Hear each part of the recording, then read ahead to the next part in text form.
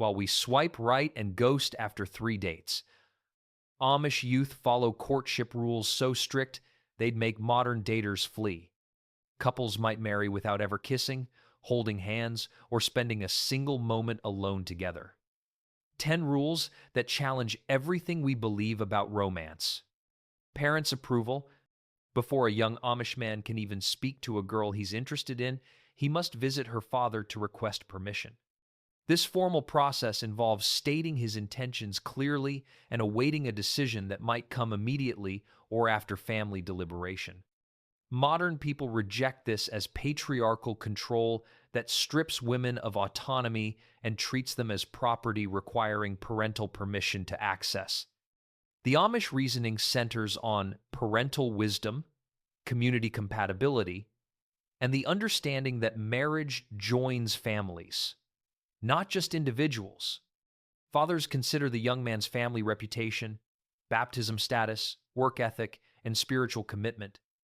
The girl can refuse even if parents approve, but she rarely contradicts her father's judgment in these matters. Physical contact. Throughout the entire courtship period, which might last months or even years, couples maintain complete physical separation. No hand-holding, no hugging, no kissing, no touching of any kind. Modern dating culture rejects this completely, viewing physical chemistry as essential to relationship development and believing couples need to test compatibility before committing. The Amish see this rule as purity preservation that prevents temptation and maintains self-control as spiritual discipline. Couples navigate this through sitting near but not touching, communicating through longing glances and careful words. The first physical contact often comes at engagement, perhaps a brief handhold or modest hug. For many Amish couples, their first kiss happens at the wedding altar or immediately after the ceremony, making the wedding night an overwhelming experience where everything happens at once with no prior physical familiarity. Chaperoned dates. Amish courting couples are never alone together. Every interaction happens under the watchful eyes of family members or designated chaperones. Younger siblings, parents, other couples, or appointed community members accompany the pair everywhere. Dates happen in family homes, at church gatherings, or community events, never in private locations. Modern people find this infantilizing and impossible, believing privacy is essential for intimacy and that meaningful connection requires alone time away from observation. The Amish maintain this rule to prevent temptation, protect reputations, and ensure accountability to community standards. Typical courtship activities include Sunday evening visits in the girl's family living room, hymn singing with groups, shared family meals, or working together on farm tasks, always with others present. Little brothers and sisters tag along everywhere, watching every interaction. Couples find semi-privacy in quiet corners of rooms or porch conversations with family just inside, but genuine solitude remains impossible. Even engagement doesn't change this. Engaged couples remain chaperoned until marriage. The community enforces this through constant observation, with everyone watching and reporting any inappropriate behavior. Private communication. Letters, notes, or messages between courting couples cannot be exchanged privately. Family members, particularly parents, have full access to all communication.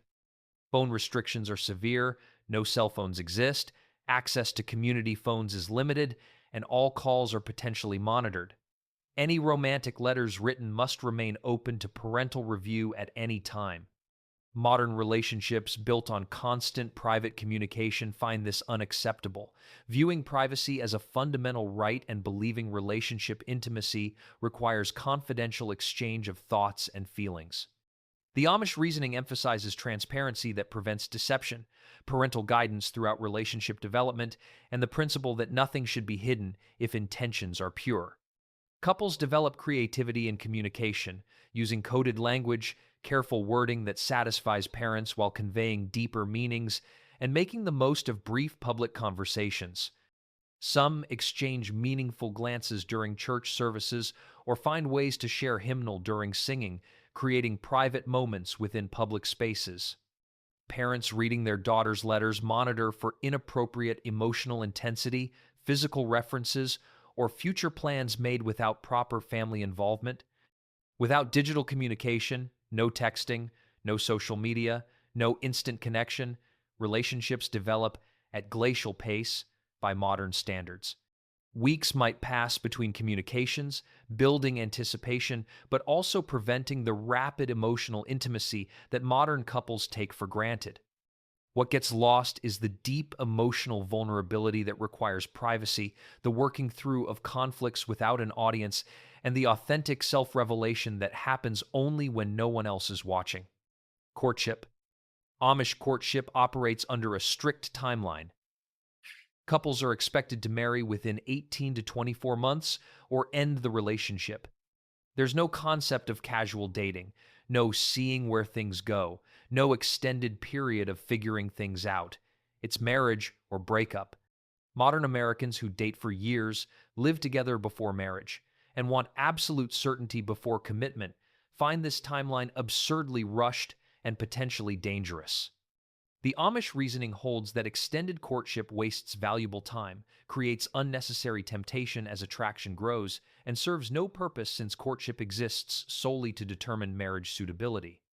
The timeline typically follows this pattern. Meet and begin courting for 6 to 12 months, become engaged, then marry within another 6 to 12 months. Most Amish individuals marry between ages 20 and 24, significantly younger than modern Americans, whose average marriage age approaches 30. Breaking up in small Amish communities carries significant implications. Everyone knows about the failed relationship, and the limited pool of potential partners means another chance might not come easily.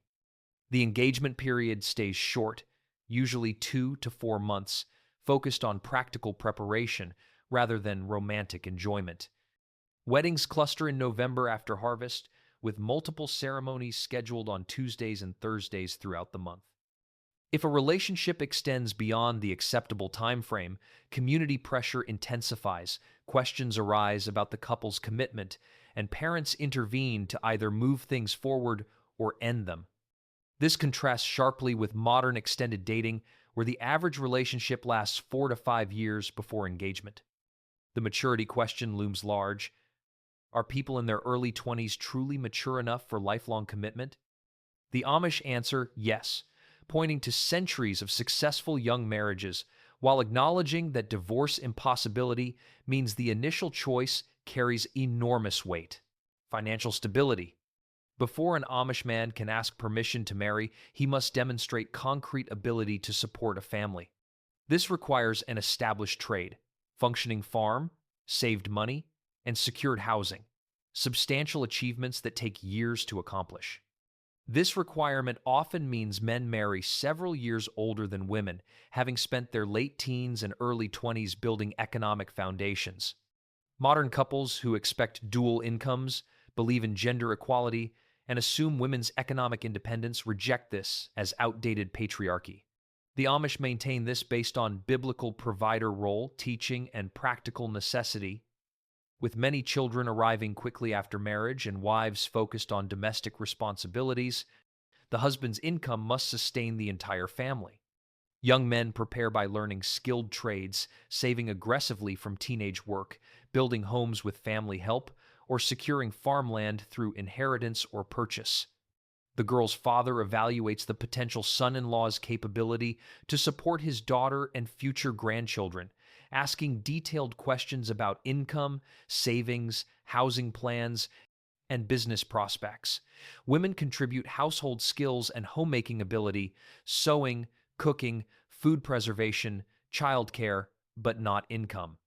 The gender roles are clearly defined, non-negotiable, and taught from childhood.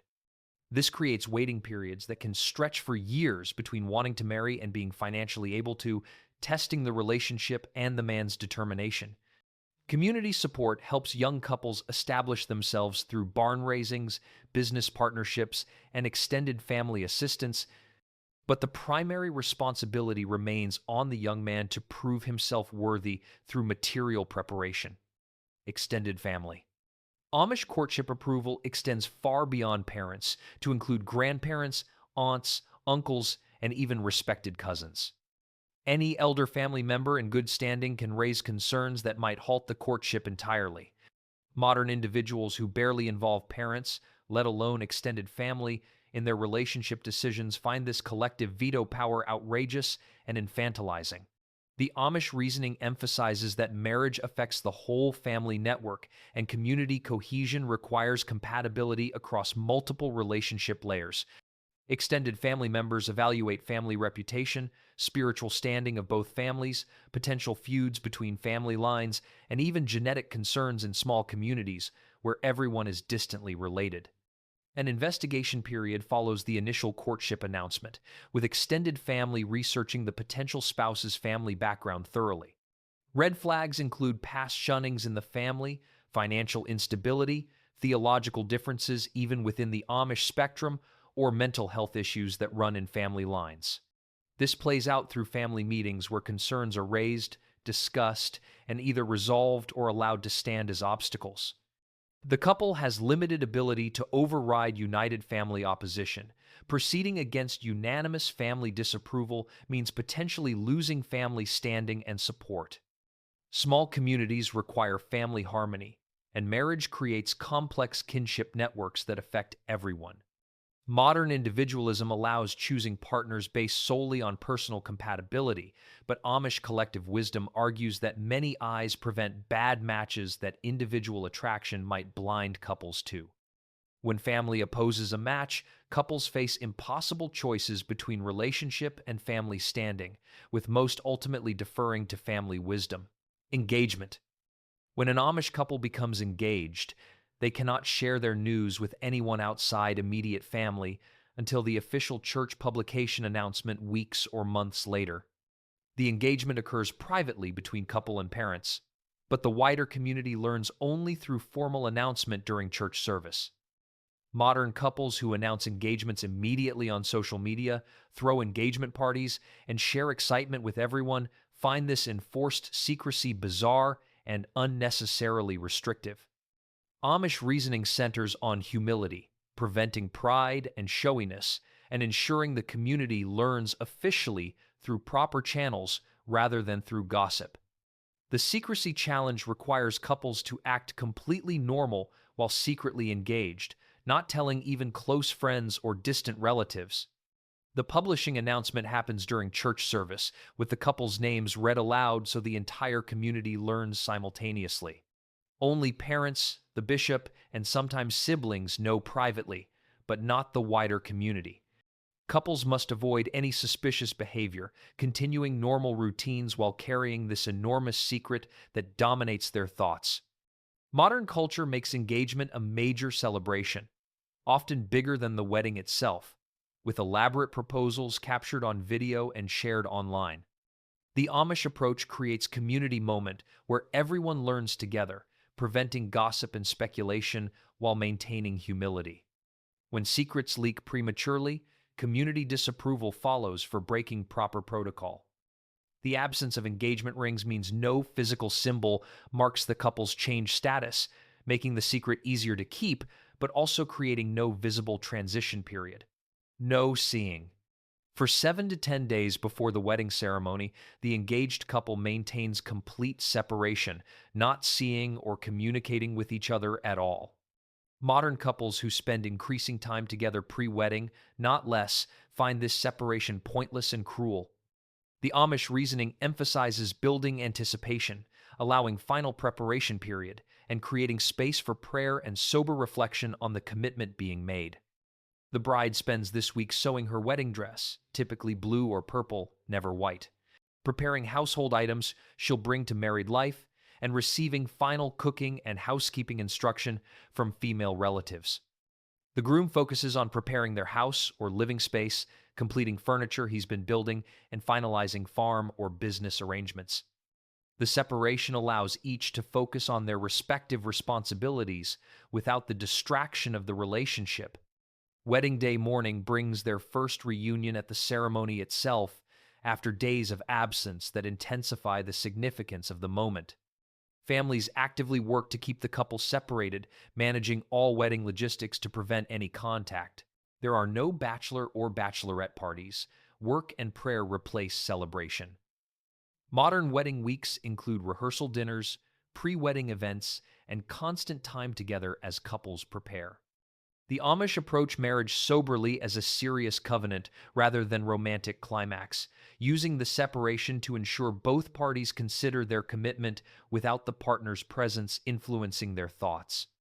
Post-wedding privacy. After the wedding, Amish couples don't go on honeymoons.